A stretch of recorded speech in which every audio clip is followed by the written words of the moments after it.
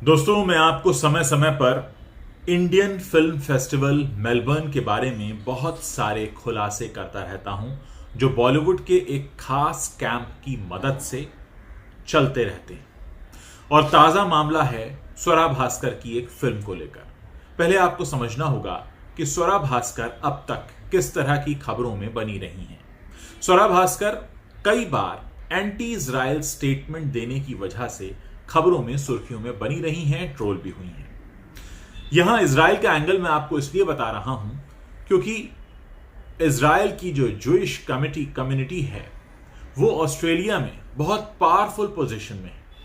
जब मैं पावरफुल कह रहा हूं तो इसका मतलब यह है कि जितने भी हैवी टैक्स पेयर्स हैं वो जूइश कम्युनिटी से आते हैं, इंडियन कम्युनिटी से भी आते हैं। और जब मेलबर्न में ये इंडियन फिल्म फेस्टिवल होता है तो इन्हीं टैक्स पेयर्स की मेहनत की कमाई से होता है।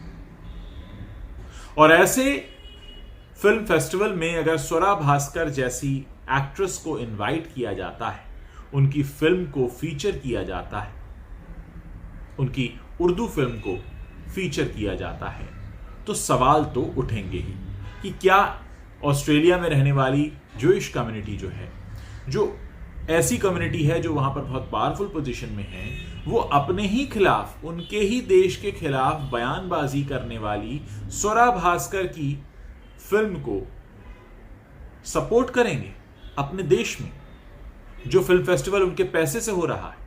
मुझे तो हंसी आती है, ताज्जुब होता है, हैरानी होती है इस फिल्म फेस्टिवल के ऑर्गेनाइजर्स पर कि आपका जो सपोर्ट सिस्टम है उसके खिलाफ ही बयानबाजी करने वाले को आप वहां पर उसकी फिल्म को फीचर कराते हो। एक ऑस्ट्रेलिया के रहने वाले जूइश बिलियनेयर हैं मिस्टर एंथनी प्रैट, जो IFFM के बोर्ड में भी है, और वो विद्या बालन को भी कई बार होस्ट कर चुके हैं काफी बड़े शानदार डिनर्स के लिए।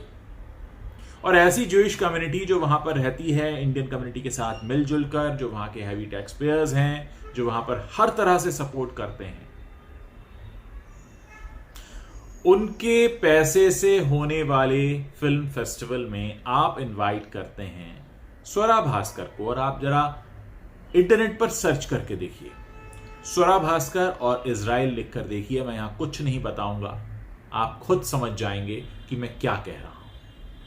तो ऐसे में सवाल ये उठता है कि बॉलीवुड के एक खास कैंप की मदद से चलने वाला ये IFFM अब और कितने लोगों को फॉर ग्रांटेड लेने वाला है। ये सारी वो बातें हैं जो आपके लिए जानना बेहद जरूरी है, क्योंकि मेरा एक काम है कि मैं अपने मंच पर आपको वो बातें बताता हूं जो आपको कहीं और नहीं बताई जाती। किसी भी वीडियो को करने से पहले मैं ये नहीं देखता हूं कि क्या ये ट्रेंड में है, क्या लोग ये देख रहे हैं। मेरी तो कोशिश होती है कि जो लोग नहीं देख रहे हैं, जिसके बारे में बातें नहीं हो रही हैं पर होनी चाहिए, ऐसे मुद्दों को मैं आपके सामने लेकर आऊं। मैं आप लोगों से जानना चाहता हूं कि इंडियन फिल्म फेस्टिवल, इस नाम से तो फिल्म फेस्टिवल होता है, बॉलीवुड के खास कैंप के लोगों को बुलाया जाता है बार बार, और उसके सहारे इस फिल्म फेस्टिवल के जो ऑर्गेनाइजर्स हैं वो अपना फिल्म डिस्ट्रीब्यूशन का बिजनेस भी चलाते हैं। फिर आप स्वरा भास्कर जैसी एक्ट्रेस को बुला रहे हैं जो आप ही के जो सपोर्ट सिस्टम है उनके अगेंस्ट में, उनके कंट्री के अगेंस्ट में अक्सर बयानबाजी करती रही। एक एड जो है, उनका पोस्ट है IFFM का फेसबुक पर, वो पढ़ रहा हूं मैं आपके सामने। Celebrating queer love through intimate aesthetics and a refined visual language, we are proud to screen Faraz Arif Ansari's film Sheer Korma at IFFM 2021। ये रिफाइंड लैंग्वेज उर्दू है, तो बाकी की जो लैंग्वेजेस हैं वो रिफाइंड नहीं है। सभी भाषाओं का बराबर सम्मान होता है। भाषाओं का काम क्या है? भाषाओं का काम ये है कि वो एक माध्यम बनती है। आज मैं हिंदी में बात कर रहा हूं, आप हिंदी समझते हैं, आप मेरी बात को समझ रहे हैं।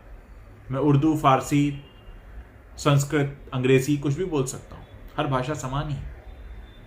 तो आप एक तो इस तरह से एड्स पोस्ट करते हैं, फिर आप ऐसे लोगों को इनवाइट करते हैं, ऐसी फिल्मों को फीचर करते हैं। आप जिनसे पैसा ले रहे हैं, जो टैक्स पेयर्स का पैसा है, आप उन्हीं के अगेंस्ट में बात करने वाले लोगों को लेकर आते हैं। तो ये कब तक चलेगा फॉर ग्रांटेड लेने का खेल? और ये बात मैं तब से कर रहा हूं जब से मैंने आपको ये बताया है पहली बार कि किस तरह से सुशांत सिंह राजपूत को वहां बुलाया गया था एज अ सरप्राइज गेस्ट, और उसके पीछे रणनीति क्या थी कि ताकि लोग देखने ही ना आए, उनको मिलने ही ना आए, क्योंकि जब लोगों को पता ही नहीं होगा तो आएंगे कैसे? फिर आप उनको ये बताएंगे कि देखो तुम इतने बड़े स्टार नहीं हो, इसलिए तुम्हारे लिए लोग नहीं आए। क्योंकि आपको जिनको चमकाना होता है उनके तो आप पहले से बैनर्स और पोस्टर्स और होर्डिंग्स लगाते हैं वहां पर। मेरे मेलबर्न के दर्शक खुद जानते हैं इस बात को।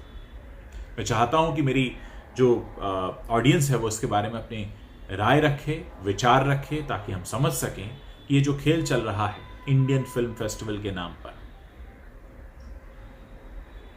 ये खेल क्या अब आप लोगों की समझ में आने लगा है? ये सीधा सवाल आपसे है और मैं जानना चाहता हूं कि इस पर आपकी राय क्या है।